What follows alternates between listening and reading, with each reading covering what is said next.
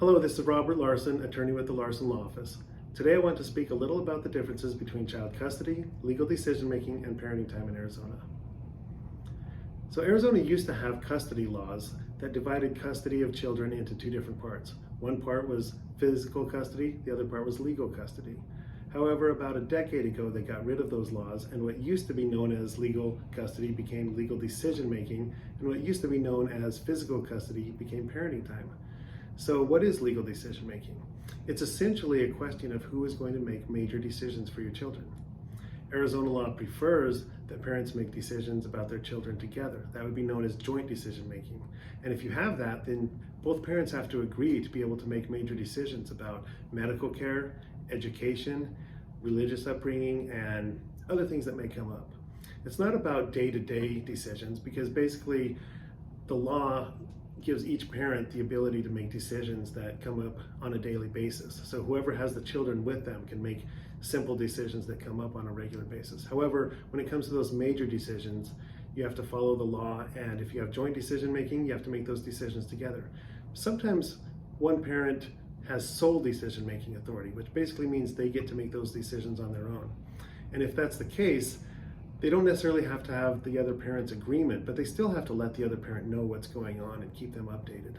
So that's one misperception that a lot of parents have, is if they have sole decision-making authority, they think they don't have to keep the other parent informed, and that's actually not true. So if you have sole decision-making authority, you get to make the decision on your own, but you still have to update the other parent and let them know.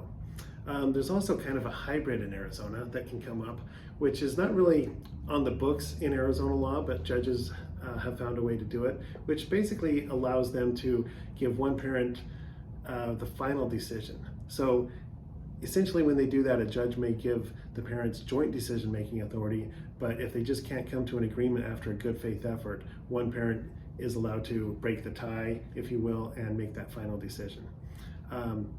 Then we move on to parenting time. Like I said, that used to be known as physical custody. And it's essentially a schedule of when your children are going to be with each parent. And you're going to have a regular schedule, and there's also going to be a holiday schedule that would take precedence over the regular schedule so that you can plan holidays and activities. It will include a schedule for school breaks if your children are of school age, and also vacations and things like that.